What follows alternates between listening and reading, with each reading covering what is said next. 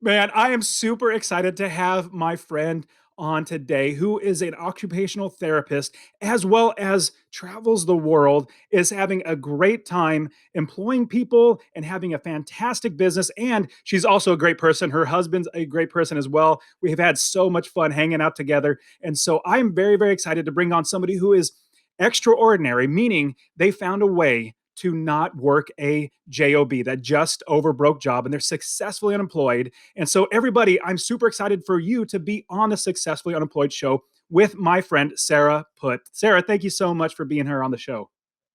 Hey, Dustin, I am looking forward to this chat. I'm super excited to be here, and thank you so much for this opportunity.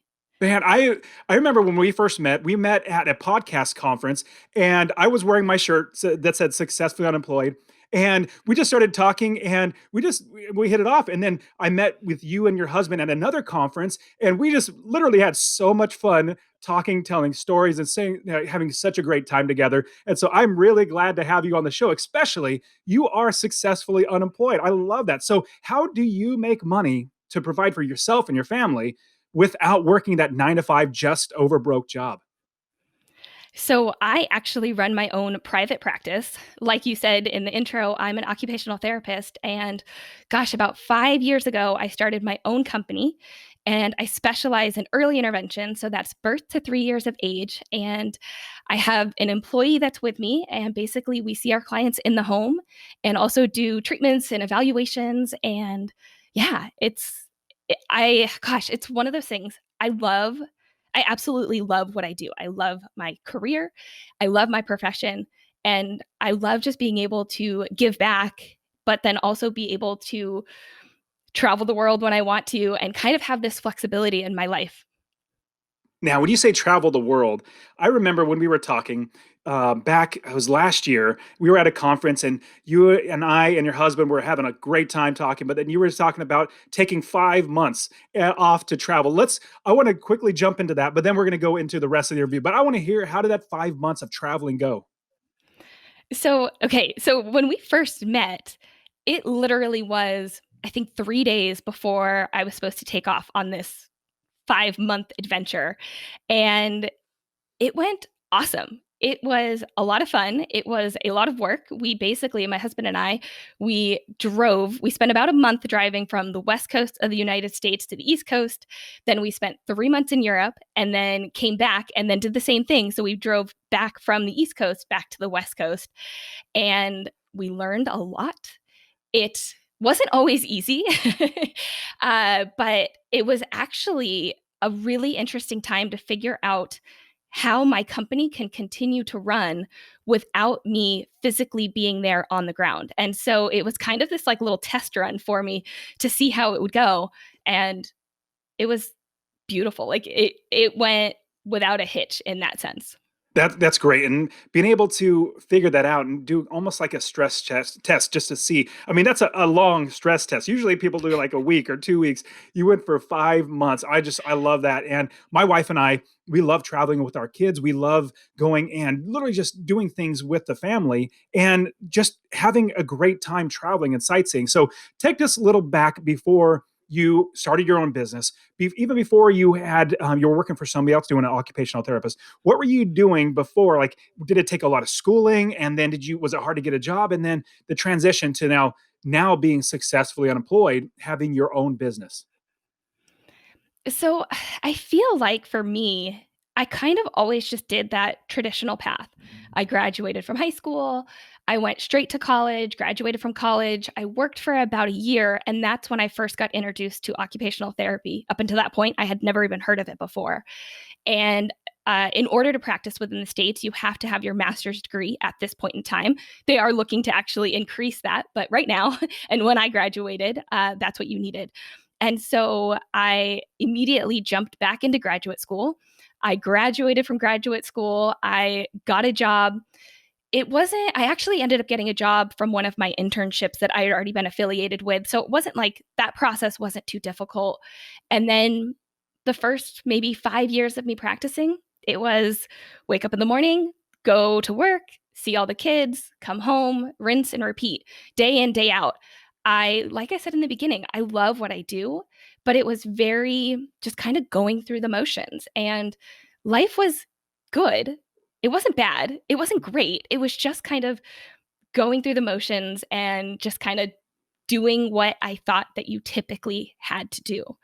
And then I kind of had this unique opportunity present itself at about 4 to 5 years after I'd been practicing, where I had somebody come to me and they were like, "Hey, we really want to bring an occupational therapist into our site. We don't have one yet." And I was like, "Well, that's an interesting opportunity, but I have this full-time job. How am I going to be able to do this?" So, fortunately, my boss at the time was amazing, and I went to her and I said, "Hey, I have this opportunity. Is there any way that I could restructure my hours so I could work a couple longer days and then leave half day, 1 day a week to go work for this other company?" And my boss was fully on board. Life got a little crazy because I was like working even more hours now. But that is really kind of what opened up the door for me to start independent contracting with other companies. That's That's awesome, and that you had an employer that would say, "You know what? Yes, I can be flexible." That's somebody that's really secure in themselves. So I definitely applaud your employer to be able to do that. And so you went to work for basically adjusting your hours, and then Mhm. you started to work with this other company. Now, how was that transition to where now what you're able to do is having your own company now? Talk to us about that. Yeah. So that one company, from there, the office manager left to go to another company. I know this is like a lot of moving pieces here. And they're like, "Hey, we need an OT over here." And she's like, "I know somebody." So she called me up. So the one contracting job then led to another contracting job. And I was able to kind of like slowly build up my hours with them. So then I was like, well, I can't really keep my full-time job and do this contracting thing. I like the flexibility, I like this autonomy that I'm getting. So I made the decision to leave my full-time job, and then I was working for these two independent contracting places, these companies, and it got to the point where I and I remember this day. I came home and I was super frustrated with how things were going. I There were things that the companies were doing, and each of them were a little bit different, that just like they didn't align with me, they didn't align with what I wanted, and I just felt like they were taking money out of my paycheck, but they weren't really holding up their end of the bargain. And I came home and I'm talking to my husband and I'm just frustrated and I'm venting and all this kind of stuff. And he just looks at me and he goes, "Well, why don't you just start your own company?" And I laughed. I have never thought that I would run my own practice. I never thought that I was even like had the entrepreneur mindset. And I laughed at him because I was like, "Yeah, that's ridiculous. Like there's no way that I can do that." And fortunately, he planted that seed and it stuck with me. And I couldn't let it go. And so even though I don't consider at that point, I didn't consider myself an entrepreneur. I never thought that I'd run my own business. I don't have an MBA. I don't know anything about business and this like finance world of that, like all the other kind of skills that you have to learn. I didn't know that at that point, but I didn't let that like hold me back. And I was like, okay, you know what? At this moment, life is good. It's not great. It's not horrible, but I can always go back to what I was doing. Let me go try this. If I fail, I can always go back to getting the traditional job and be right back where I was at that not great, not bad, but just good realm. But it's worth that risk of like kind of putting yourself out there to see, can I actually accomplish something and do something like starting a company? Yeah, that is people like us who have the desire to do something, we make the decision to do it. We could always fall back. I know I could literally get any just about any job that I want. If I go apply, I know I'll get it because I'm determined and I will actually get unless I literally die, I will be able to get a job. And so taking that leap, that it takes a lot of guts or nerves or just saying, you know what, I'm going to have faith in myself and everything that I'm going to be doing. So, Mhm. what was it like now after you have said, I'm going to start my own company?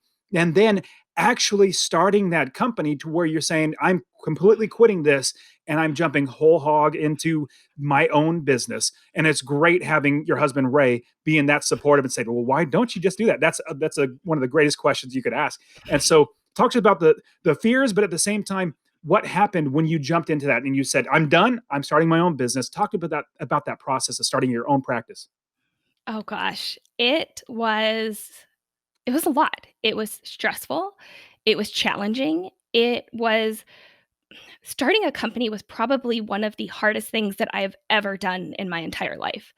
I wouldn't change it for the world because I love everything that's happened since then. But thinking back and reflecting back to the first year, the first 2 years of me being in practice and just trying to get just trying to get it off the ground and get out there was so hard. And I think there were a lot of external pressures and then a lot of internal pressures that happened where internally imposter syndrome, of course, we all have it, we all deal with it. And it was a lot of, well, why me? Like, why do I think that I can do this? Again, I don't have a business background. I've never done this before. I don't know what I'm doing. It was, why am I different? What is it that I can bring to the table that all these other occupational therapy providers are already doing? Like, what am I doing that can be different? So there was a lot of this internal stuff. Also, in conjunction with me being a little bit of a perfectionist. Okay, I should take that back. I'm a huge perfectionist, and I think that that really held me back from pressing go a lot sooner on things that I should have done. Specifically with like starting this company, I dragged my feet because I thought I had to know everything before I started. So internally, I had to overcome a lot. And then externally, I definitely had a lot of people that would say, "Oh, you're not going to make it," or if you don't take insurance, like I plan to not take insurance, I plan to go a different funding route. I had a lot of people that are like, that's the stupidest thing, you're not going to make it if you don't do it this way, if you don't start a clinic. Like, they basically were just like, nope, nope, nope, you can't do it. And so when you have both of those things happening while you have this passion and you're trying to do it, was very, very challenging and stressful. I could totally see that. Now, my personality, if somebody tells me it can't be done or you can't do it, I'm like, just watch me or hold my beer. I'll get it done. I'll do that. That's the type of personality I am, but not everybody's like that. And at the same time, with so many people always telling other people, telling you their own limitations. That's their own limitations. They don't know your limitations. They're just trying to put their Mhm. limitations on you. And I personally try to weed all that out stuff out. And so anybody else that I talk to, that's actually, I just had a coaching call with one of my students who I teach how to invest in rental properties. His question was, when do I tell my friends and family that I'm actually investing? Because I know they're all literally, I've talked about wanting to do that and they were completely against it. They hated it and they said, Mhm. I'm going to lose money and blah, blah, blah. But now he already has two properties now. He's making money every single month from these properties. And he asked me, should I tell my family? And I said, well, honestly, that's a personal decision for you. You got to make it for yourself.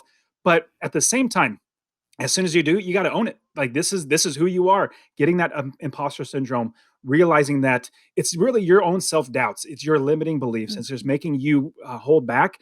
As soon as you get that out, you're going to be realizing that, and just like you did, Sarah, you realize, man, I have so much to offer. Like what I can do, I can help so many people. Now, I want to quickly talk about because not everybody knows what occupational therapy is. In fact, we met at a podcast conference, and I said, okay, so what's your podcast? You said OT. I'm like, I don't know what that means. And you said it's occupational therapy. I'm like, what in the world? You have a podcast about occupational therapy.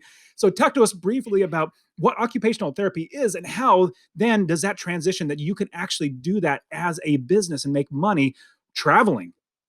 Mhm. So, yeah, I'm glad you brought that up because I feel like anytime that I don't go to an OT conference, like when I'm at podcasting conferences and whatnot, it's less about what my show is about. It's actually like, what is the topic that my show is? Like, define occupational therapy. And so first, I'll start by kind of further elaborating on the word occupation, because I think a lot of people in society, they tend to think that an occupation is your job or a type of employment. But it actually, when I'm talking about occupation, it is what you do, daily things that you do within your life, daily activities that you engage in that are meaningful and purposeful, or things that you need and want to do within your life. So it's basically kind of how you occupy your time. And so occupational therapists are experts on occupation and studying the how and why people engage in these daily activities that you do, Dustin, that I do, that anybody that happens to be listening to this, we all have different things that we need to do, things that we want to do within our lives. Now, what ends up happening is that something could happen. Maybe it's an injury, an accident, maybe just age, anything like that, where it can get in the way of us being able to engage in these meaningful and purposeful activities. That's where occupational therapists come in. We utilize these meaningful activities to help get you back to health, or help get you to a point if you haven't learned that skill yet. And so it's utilizing these really important and meaningful activities and occupations to get you back into what it is that brings that meaning to your life. So, how does that translate into having a business that you don't actually have to be there with somebody like in the same room? Because when you first said occupational therapist, I thought you like, okay, you're teaching. This just shows how ignorant I am. Like, you literally need to be in the room and like somebody who teaches somebody else how to walk again. Like, okay, stand up, let's walk. That's obviously totally different. But like, how it seems like you need to be there. But how does that translate now where you can have a business that runs without you actually being there? Yeah, so it's interesting because of the current climate, and we are actually recording this when COVID-19 is kind of in full effect right now. So a lot of things are changing. So typically, I'll kind of talk about it generally, and then I want to apply to actually what's happening now, because even within the last week, there's been a lot of changes. But typically, my like actual work with clients is face to face in person. So when I'm working with a client, I am there with them and their family at their house. It's very location specific. Like I mentioned, I have an employee, it's the same thing. Like we're both there. Now, being that I kind of set up my company, that has allowed me the freedom to be able to go and travel and manage kind of the administration part of my company from wherever I am. So, in that sense, I can kind of be location independent. But the actual physical work, generally, up until a couple weeks ago, has been very specific to having to be there. Now, there's actually some changes that are happening because of this outbreak, that teletherapy, which has already been a thing. It's never been a thing in my practice area, and that's early intervention. They actually, this week is the first week that they have approved that to happen. So now, basically, what you and I are doing right now, this is how we can continue to do our work without actually having to be with the clients. We can work with them over the computer, over the phone, scheduling time that we're either with them directly and educating and showing them what's going on, or just record it for them and then have them watch it later and then give feedback and continue that education piece. So it's interesting that even within the last week, there's been a lot of changes to how we operate and how I'm able to kind of continue the business regardless of location. That's a great silver lining to the everything going on right now with the COVID-19 and everything that is changing. Obviously, there's some bad things that are changing. We're not going to get into the bad things because I'm more libertarian and it's like, oh, stop controlling us. But we'll go on from there.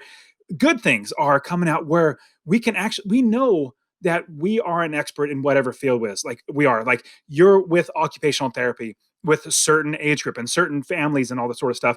I teach rental, like literally just rental properties. I don't want to do flipping. I don't want to do wholesaling, tax liens, any of that stuff. I don't want to do that, but I literally don't need to be there in person. We can meet just like you and I. So if everybody watching this on YouTube, you're seeing Sarah and I have a conversation looking at each other through the computer, and we're the expert. We have the knowledge, we have the experience, we have everything for you. Just because we're not literally sitting in the same room doesn't mean Mhm. that we can't do what we can do and teach and help as we should. And so that is a great, great silver lining. Now, talk to us about if we wanted to start our own practice, or we had a skill that we now want to transition to where we can actually start teaching people online. Especially you were in a position where you had to be there. I had to, but it was like really like it was a big deal for you to actually be in the same room. Talk to us about if we wanted to start our own business like this. Is there anything that like what? How do we start even thinking about it? Because your husband said start a business. You're like, okay, I got to figure this out. What are things that we need to figure out to get this started?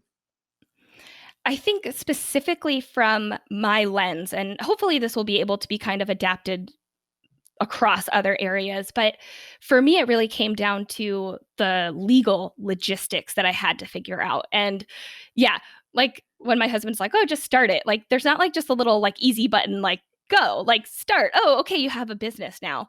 And I talked to a lot of OT entrepreneurs, and it's interesting because there is a kind of a differing opinion.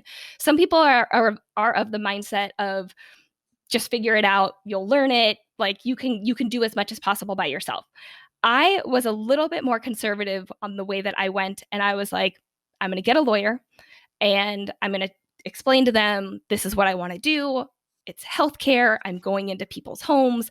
I'm working with children, and I can work with kids that have very complex healthcare needs.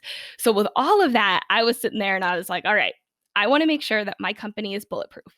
So I went to a lawyer, told her my idea, and she's like, yep, this is what you need to do. This is the type of corporation that you have to form. There are lots of things, depending on what state you're in, that will shape how your business is formed. I happen to be in California, and so we have certain restrictions that allow or don't allow certain business entities to be able to operate. So, for instance, if you're in California, you are certified by a board in order to practice. It's my understanding, and I'm not a lawyer, but it's my understanding that you cannot operate as an LLC. You have to have an S corp or a C corp. So that kind of dictated which way that I could go into, and like really trying to figure out like that legal entity to make sure that I was as bulletproof as possible, because I am working in healthcare and I am working with people and their kids. And I really didn't want there to be any loopholes at that. So, first and foremost, it was getting that legal entity set up, and then also getting a like an accountant and getting that financial aspect figured out as well. And like I said earlier, I didn't know any of this stuff going in. And so it was a lot of talking to people. It was a lot of just trying to figure out what it is. And I talked to a lot of people that they didn't even know what it was that I wanted. And at that point, I don't even think I knew what I wanted. I'm trying to convey to them, this is what I want to do. And they're like, wait, but they're telling me one thing. And I'm like, but I don't think that's right. So it was a lot of this like back and forth and just trying to figure it out. But the two main things that I always tell people are the business, the legal side, and then that financial piece, that you really have to make sure that you have a firm grounding and a firm foundation on, so then you can build upon that. Yeah, I think that's great. And I I would I lean towards asking experts like a lawyer, even if you need to pay them for an hour of their time. Lawyers are going to cost a lot. They are, but if you're going in an endeavor like this, it's not as easy as, let's say, you're going to sell lemonade on your corner. That's super easy. You don't have to do anything. But if you're going to do something like this with healthcare and all that sort of stuff, talking to a lawyer is somebody that's you need to talk to somebody that's an expert. You and I are experts in what we know. We want to rely on other people who are experts in what they know, rely on their expertise, and then pay them for their work, just like an accountant. I love paying my accountant because they do things that would take me a year and it would take them an hour. So I'm not a numbers person. I absolutely not a numbers person. Me So I neither. love, yeah, I love paying my accountant, my lawyer. I pay my lawyer. I make sure that they are taken care of because they make sure I'm taken care of. So I love that. Now, really quickly, and I will have a bunch of more questions. Would you Yeah. suggest, because I think it's great to talk to a lawyer and talk to an accountant to get started. Would you suggest that somebody actually do that too? Is that a good route that you went through? Yes, 100%. I have had conversations about this on my podcast with other entrepreneurs that didn't go that route to begin with. And for me, it gave me the peace of mind. It allowed me to kind of sink my teeth in and invest my energy into other things, knowing that the legal side, the financial side that I don't know and I didn't know much about at that time, it allowed me that comfort to say, somebody else is looking into that. I know they were calling my board association, my state association. They were making sure that they were setting up my company in regards to all the rules and regulations for my state. So 100%, yes, it's more money off the front or off the top, but it for me, 100% it was worth it. Absolutely now. And if you think about it, even just a lawyer, if you get sued for something, all that little bit of money that you spent at the beginning, and if you saved, let's say, $300 because you didn't want to pay them, but it's costing you Mm-hmm. thousands of dollars in legal fees and all that. So it's just, let's get it all set up right the first time. Okay. So now after we talk to a lawyer, we talk to an accountant, we have a good idea of the direction we want to go. Now we actually want to start doing the business. I mean, we're going to look at how to find clients. Like, do we siphon them off from our old business that we were working from? How do we make sure that we have payroll? Like, if we hire somebody. So let's start with the easiest, or the first one that would come to my mind is, how do we start making money from this business? So I started small. And what like kind of what I had said in the beginning of the episode is that I was working as an independent contractor for a few different companies at that point. So rather than cutting ties with those companies and just going off and doing my own thing, I was building my business on the back end and in the time that I wasn't working and I wasn't seeing clients for them. But I was still having an income. I was still seeing clients. I was still working. I was still networking. I kind of had these two worlds that were running parallel to each other at that point. I wasn't seeing clients. I wasn't making money for my company yet. Then, as soon as like all the paperwork and basically my company became formalized, I went to the companies that I was working for and I said, hey, I want you, rather than pay me personally as an independent contractor, I want you to pay my company. Redid the contracts, had them sign things. I signed a couple things. Nothing changed except where the money went. The money, rather than going to me personally, went to my company, and life just went on. It carried on exactly how it had been. Then I started building up my clientele through my company. And over time, I was able to start decreasing the clients that I was seeing with the independent companies that I was working for. And slowly I left one of them, and then I was still with one, still had my company. But it kind of was this, when like the independent company clientele, I'd decrease them, I'd increase it with my company.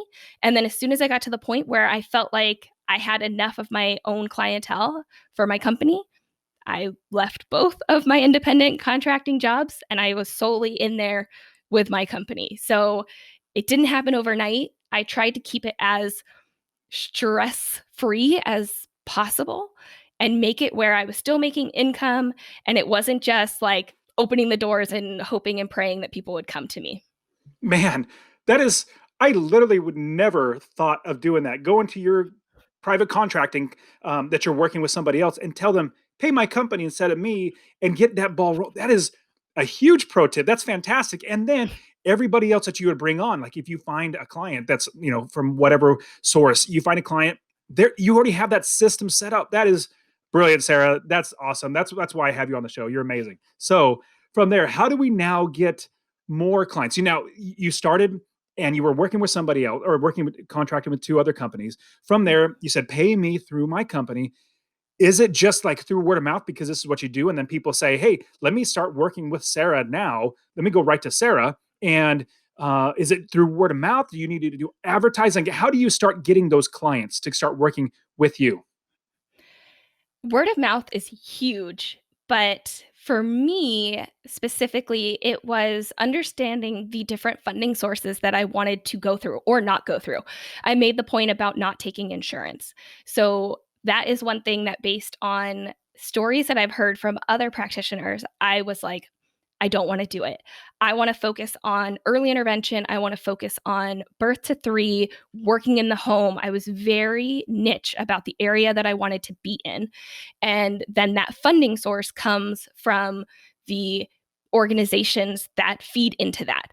And so for me, I had to now establish myself within these organizations. And you walk in, you're basically a name on a piece of paper saying, Sarah is an occupational therapist and she wants to start seeing clients.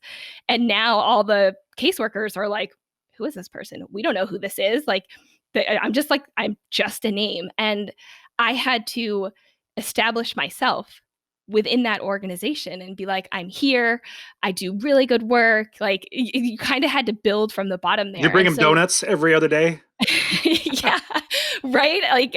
Yeah, exactly. Like, so my my knowledge, my like little tip that I would say is when you're first starting out, you can't be picky in terms of clientele, in terms of location. Well, I should take that back. You can be picky, but just know that that might limit where you are. So for me, the greatest need that I've seen tends to be in these areas that therapists don't want to go into. They're a little rougher neighborhoods, like they're further from where most people are living. And so for me, I was like, send them my way. I was driving hours and hours and hours every day. I would basically span like 30 miles one direction, 30 miles the other direction, and like this whole quadrant. And I was just like, bring it. I'll go. I'll go where nobody else is going. I will work with the clients and the kiddos that nobody else wants to work with. And that really kind of showed to the caseworkers. They were like, She's cool, like serious. Yeah. whatever they need, Sarah will be there. And I still have people say that to me to this day, even though I have started to kind of niche down in my areas a little bit, not much. But that was huge. And I hear new practitioners that are trying to do what I'm doing. And they're like, oh, but I'm just not getting clientele. And I'm like, yeah, because you're staying in this one area and there's 50 other therapists that are doing that. You have to put yourself out there. You have to be doing things that not everybody wants to do. And that was the way that I was able to start growing and gain more clients and get my name out there, because then that word of mouth started to spread. It seems like occupational therapy, you're going to need to keep getting more or new clients because your goal is to get them to where they don't need you. Is that correct? And so you're like, Oh, yeah. it's a, you're eventually get out of the working with that client, which is the goal, which is a great thing. And then continually replenishing that. Is that a hard thing to do where we start to now get more clients, get more people outside of different means, or like how would we then keep that flow of people? And I would say it's not like leads, but like just clientele. How do we keep that flow of clientele coming in? Hmm. Yeah, no, that's a really good point, because when I first start seeing a client, I literally tell their family, I want to work myself out of a job. I know you guys like me coming. I know we're friends, like whatever it is, but I'm like, I want to work myself out of a job. And the other thing is being that I work with kids up until they're 3 years of age, even if they need more services, they're gone. Like I do not get to continue with them. So it is a shortened duration that I can be working with clients. So yes, constantly having new referrals is definitely a big aspect of my business. It's not that I can just keep people on forever, nor do I agree that that's the best thing to do anyway. And so I think that's really where that uh, establishing yourself and having people constantly know, like, hey, Sarah does good work. I'm gonna reach out to her to take this next client. So whenever they get a referral, they're already thinking who's going to be the best fit. I know, like Sarah always says yes. She always goes. She always has time, regardless if I am crazy working. Which when I first started working with my company, I was working, I was seeing 10 clients a day. So that's outside of drive time. That's outside of documentation time. That's outside of any other self care, any other occupation that I typically would be doing. And so it was a lot, but that's what I needed to do to really get my business going, to then now be able to have that flexibility on the back end and not have to be investing all that time. And it's that hard work that you're putting in the front end. You're working really, really hard to eventually you can travel for 5 months. I mean, it's amazing. A lot of people don't like delayed gratification. I absolutely love delayed gratification because I sacrifice now so that I can do really well in the future. Give you an example. when I started buying rental properties in 2006, I started buying property after property. I literally sacrificed as much as I could from spending any money, because any penny that didn't go to a rental property was a waste, in my opinion. So the Mhm. one vacation we took a year was driving from California to Arizona to see my in-laws. That was our one vacation. Everything else went to rental properties.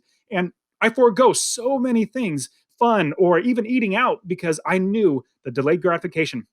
Every future property that I bought, the next property I bought, got me closer to where I could be successfully unemployed. And it took me about 6 years, and then I had enough money to quit my job, but I was still nervous about quitting. So, it's leaving that W-2 job it's hard. Even if you have the money, it's harder to do than, or to say. It's easier to say than to do. And so it took me about another 2 or 3 years before I really, what am I doing here?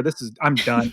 But yeah, that delayed gratification of Mhm. working really, really hard now. So quick question, how long did it take from you starting that business to where you can actually have, like, feel not necessarily comfortable, but you're like, man, this is a great business and I'm doing really well in it? Oh, that's a really good question. I would say it didn't happen until after the 3rd year. I don't that could even be early for that to happen. I would say somewhere between the 3rd and 4th year is where I started to kind of feel good about what I was doing, where I was, the decisions that I was making, and had really kind of solidified myself as an entrepreneur and as a private practice owner. I think the first couple years, I was so focused on doing the best work that I could, continuing to grow my practice, and I guess kind of instilling what it was that I wanted, my values, my mission, and embedding that into my profession and into my job, into my company, that it took a while for me to then be able to relax and say, "Oh, it's there," and trust it that it's there. And then that's when I was like, actually, I was able to like hire my first employee, and like, I feel like that pivotal moment was somewhere between my 3rd and 4th year. Ah, I love that. Man, and usually they say if you make it 5 years in a business, you're doing so much better than, like, you've successfully done it, because usually most businesses close within 1 or 2 years. And Mhm. you're also thriving, like you're doing really, really well. Now, talk to us about hiring that first employee. Now, finding the right person, that's a whole, like, we could talk all about, finding. Let's not go that, because that's so much work to figure out that, find the right one. But now you are hiring somebody, making a decision. You know what? I can't do all the work, and I want to free up my time. I'm going to hire somebody. So talk to us about the decision to hire, and then how did you make the business so that you can hire and actually have them do work for you while you help to build the business and grow the business, as opposed to working in the business? I was extremely fortunate in this aspect of my company. When I first started, like before my company, when I first started as an occupational therapist, I had always been a huge proponent of taking students. So, taking occupational therapy students, being a mentor, we call them fieldwork educators. So, they go do their internship and their rotation is at your company, basically, and you guide them through this entire process. So, very early on in my career, I knew the importance of investing in students. And I loved the energy, the passion that they brought to my practice. And I loved being able to share the experiences of what I had gone through. So, that being said, I think it was about 2 to 3 years, somewhere right around there. Or not, I don't know. Gosh, now that I'm thinking about it, maybe it wasn't quite that long. But I think I took my first student, maybe it was a year and a half. um, I took my first student with my company, and I didn't do it for the first portion of me setting up my company because I was not even really knowing what I was doing and just trying to get it off the ground. I took my first student, and she was amazing. And we hit it off. Everything was great. She decided to go back and get her doctorate. And after her rotation, I was like, she's special. There's something about her that is super special. And I'd never thought about hiring anybody up until that point, but I was like, she's the right person. And so I met with her and I was like, I want to offer you a job. I don't even know how I'm going to manage this right now because I've never done this. And I was completely upfront with her about all of that. And I think because she was with me from very early on in my company, she knew that I was honest, I was transparent, and that it wasn't going to be easy, but like if I didn't know the answer, I'd figure it out. And so yeah, like I really I lucked out in hiring her, and she's still with me, and she's like super supportive of everything that's going on. And that for me was like, oh gosh, like I don't I don't even know. Like it was so cool how it just happened. And being able to learn through that process with her was just it was so cool. So I think just being open and honest with your employee or potential employee of like, this is me, this is what my company is about, this is what I'm passionate about, this is where I hope to go, let's do this together. I think that is something to like really really keep in mind, specifically when you're hiring somebody right in the beginning where you've never had anybody, any employees before that point. Wow, you're very first. You were very fortunate to find somebody that great. And how long have they been working with you now? 3-ish years, something like Wow. that. That's awesome. And Yeah. some people might think, well, okay, Sarah, she travels the world, or she does everything on her own, and she just has employees working for him.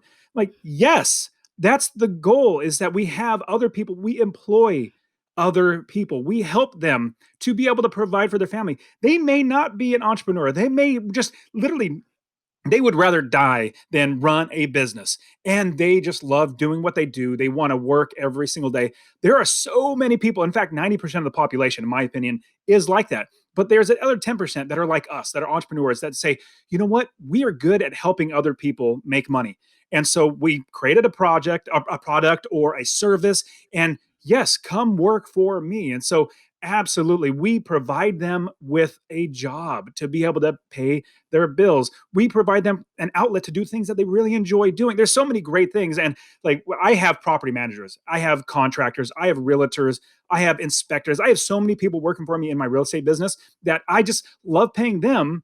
And people might say, well, hey, Dustin, you traveled for 6 weeks through Europe and everybody else is doing the work for you. I'm like, yes, I paid them too. They got paid really well and they like doing it. So yeah, I'm completely, I think it's awesome. Now, what would be the thought of expanding and getting another employee? Is that something that we should, if we're starting a business, be looking into doing and to continue grow? Or is there like a capacity that you're kind of like, I might be good here? What are your thoughts about that?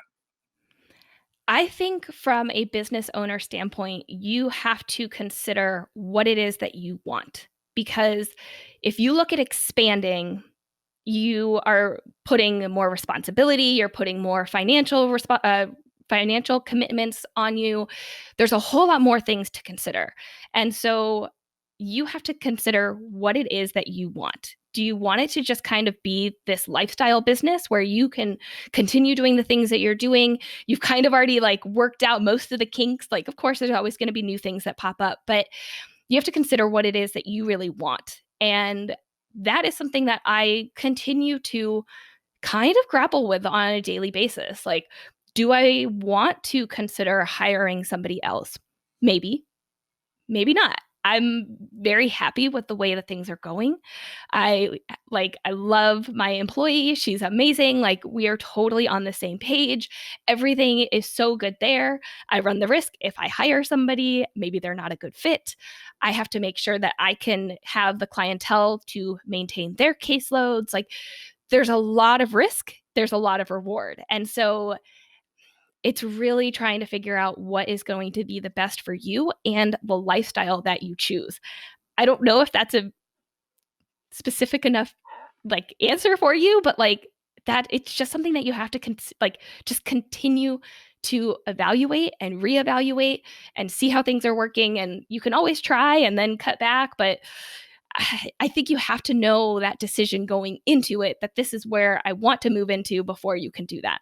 I think that's a great no. It's absolutely answers the question really really well, because we can always think about let's just grow grow grow, but then at the same time it comes to a point where do we really want to grow? So I'll give you an example.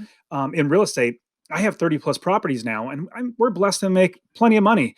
I have more money to buy properties, but I'm not really in the growth phase anymore. Back when I had like three properties, and I could see, okay, I'm making $250 per property, after 3 properties, what is that, like $750 that I'm making? And so I could scale it up. And so every single month, if I buy another property, I'll make more. So my goal at the time was to quit my job, not work a job, not work for somebody else, that 9 to 5, working for somebody else, that just over broke job. And so I just kept buying properties. Now I'm at the point now I'm realizing I'm okay.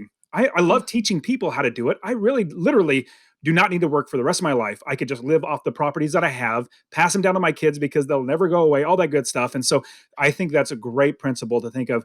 What's your goal and where do you want to go in this? Okay. So I guess one of the more last questions is, if we wanted to scale, is it really just hiring more employees, or is it like we have to get more clientele first, or is it a combination of both? How would we scale the business if we say, you know what, we want to be a big company? How would we then scale it?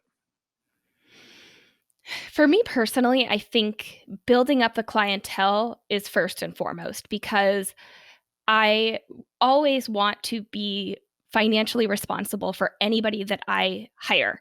And I don't want to bring somebody on and say, "Hey, I can offer you this much or this many hours of work," if I can't actually do that.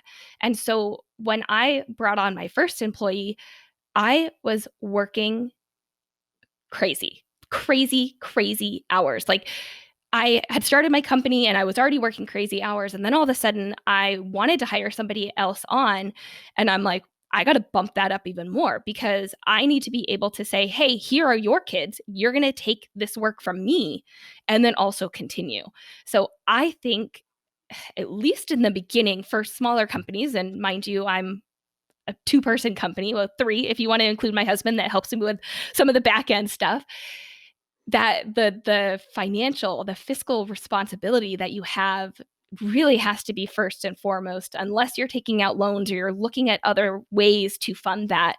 And so, yeah, like it is making sure that you have the money coming in, but also you as a business owner have to be paying attention to all these other things about streamlining the employee process, onboarding them, all these other things that, like, my employee now, she already knows. Like, we've already gone through this. Now I have to do that with another person. So I might not be able to focus on some of the other things that I typically would focus on. Now I'm focusing on training, mentoring, supporting, getting another person on board.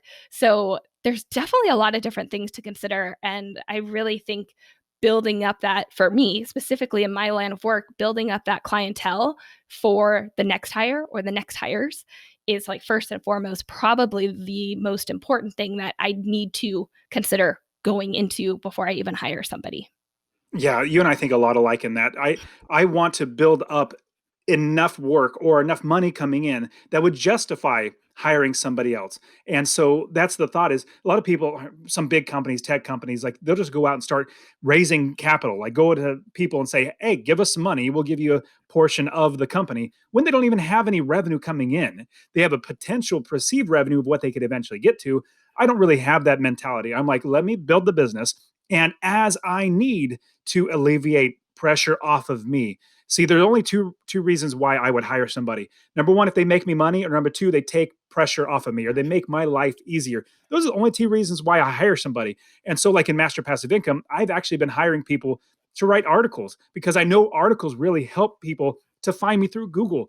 And so I've been realizing I suck at writing articles. Well, I'm not saying I suck. I'm just absolutely horrible at writing articles. So what I do is I hire other people. They make sure that they do the work, and I have an editor, which is really great. But then same thing.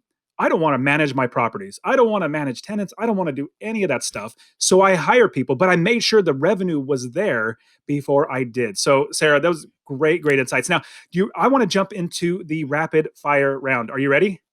Oh, I'm ready. Awesome. Awesome. So hopefully we have, as entrepreneurs, successfully unemployed people, hopefully we have a little bit more time to give back. So how are you giving to either make the world a better place or the people around you or your community or anything like that? How are you helping with other people? Obviously, occupational therapy is a lot of help. Is there anything outside of that? Oh, yes. I think mentoring, I mentioned it previously. Mentoring is a huge thing for me. And I actually do this in lots of different ways. So To this day, I still am a fieldwork educator. I am still taking occupational therapy students. I'm having them do their internship with me, and I am giving them the support, the education, the experience. I'm learning from them, but they're learning from me. I also have helped a lot of other OTs and other professionals, healthcare professionals, start their own private practices. So, because I've started my company, and I didn't know what I was doing, but I learned, and now I'm able to share that information with them. I also have my own podcast, again, about occupational therapy. And I have even helped people, even last night, I was helping somebody go through, they wanted to start a podcast. So I'm mentoring people about how to go about starting a podcast. And my other huge passion, and we've touched on it a couple times, is, well, traveling, but I also do a lot of international volunteer work, and the mentoring piece plays a role in that as well. I will go and I'll volunteer in different countries. I've been to Ecuador, I've been to Peru, I've been to Cambodia, Honduras, and I am educating the local professionals there. So if there are occupational therapists, which sometimes there are, sometimes there aren't, because it's a growing field, I'm educating them. I'm working with other healthcare providers, maybe a teacher, doctors, physical therapists. So I'm mentoring them about the importance of OT and what it is that I would be working with this client, and how I can best help them. And yeah, so it's really kind of across the board. It's this mentoring piece that I love, and I will continue to do. I will continue to do forever, because it's such a big passion of mine. And everybody listening, you can absolutely tell that Sarah is a giver. She just loves to give, loves to help people. And so it's there's a reason why her and Ray are so much fun to be around, because they're just trying to help other people. They're just trying to, it's fantastic. Okay, say the next question is, if you're going to give advice to for anybody other than just getting started, if somebody wants to do what you do, you've given us already tons and tons of advice. If there is like any bit of advice that you can give somebody who said, I want to get started and I'm going to get started, what's the next thing? Like, what's the big advice that you would give them? So the big thing that I would say is, it's okay to make mistakes. Like I mentioned earlier, was I'm such a perfectionist, and I really do think that that held me back from a lot of things in the beginning, or it made things take longer. And now that I have been running my business for years, and I've been working with people and mentoring people about starting their own company, I've realized that the mistakes is where the money is made, because that is where you learn what didn't work. And that is where you learn to make improvements and figure out the best way, or the next step to take. And so my advice for anybody is, it's okay to make mistakes, and make them quick, make them fast, like make them happen right in the beginning, learn from it, improve, and move on. Don't be afraid to make mistakes, because that's where you're going to learn, and that's what's really going to propel your business, propel your company, propel your passion, whatever it is that you're doing, forward. I learn so much more from my mistakes and my failures than I do from my wins. My wins, I Yep. mean, I really love winning. I'm a really big competitive person. I'll give you an example. I coach my kids' flag football. And when we win, I would go away like, man, that was great. Okay, try to remember some things. But when we lose, oh my goodness, there are so many things drilled in my brain. Can't do this again. Can't do this. I should do something differently. I could teach them differently.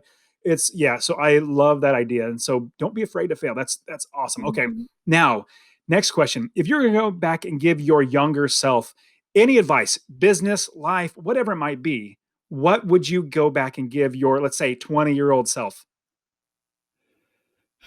It could even be like your 13-year-old self, like just anything that is a good piece of advice that you would give yourself. Don't underestimate what you can do. I think for me, I never imagined that I could be where I am right now. I never thought I'd be an entrepreneur. I never thought I'd have my own business. I never thought that I would be capable of doing anything like this, because, to be honest with you, Dustin, when I was growing up, I was the shy kid. I was the kid that didn't talk. I was so incredibly shy, and I was so incredibly afraid of putting myself out there. So If I could go back and talk to my younger self, it would be, don't underestimate yourself, because if you have a passion and you are motivated to do something, you can do it.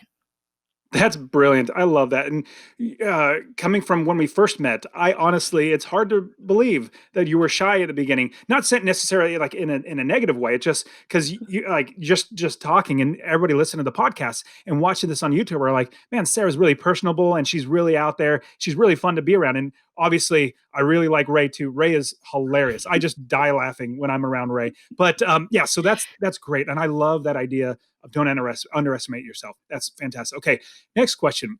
What is one tool or an app or something that you use in your life? It could be a piece of paper and pen that you use in your life that we should look and consider using. Good question.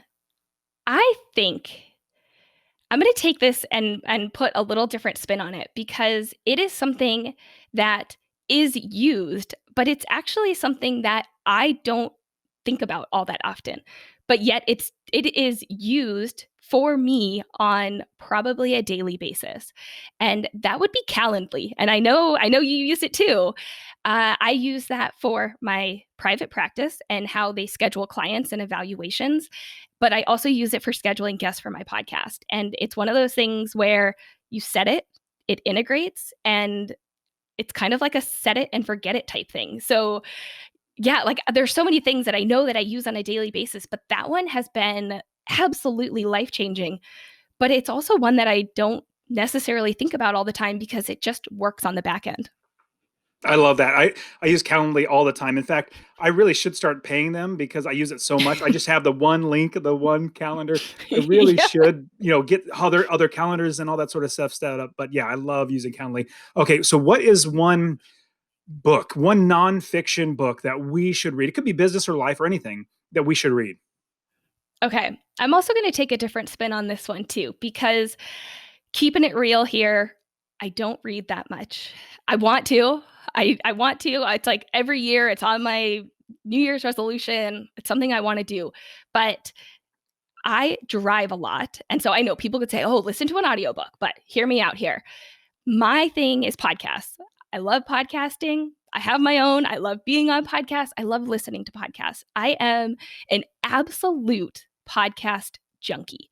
There are days I listen to 8 to 10 podcasts and I just crank through them. So, I'm going to switch up the question. Hopefully that's okay.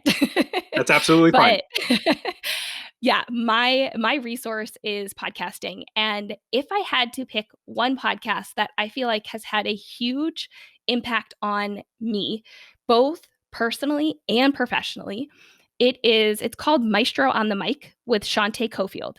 She is a physical therapist, and yes, she talks about physical therapy, which is not occupational therapy, and she also talks about mindset. She talks about imposter syndrome. She talks about entrepreneurship. She talks about overcoming challenges and living the life that you want, pretty much summing up everything that we've talked about today. And I love the message that she spreads. And it's one of those that, like, I will tune in every time she releases. And I love the content that she puts out. So that's my podcast book answer. Maestro on podcast. Yeah, Maestro on the mic. I'm definitely going to put that in show notes. I'm gonna have to check it out.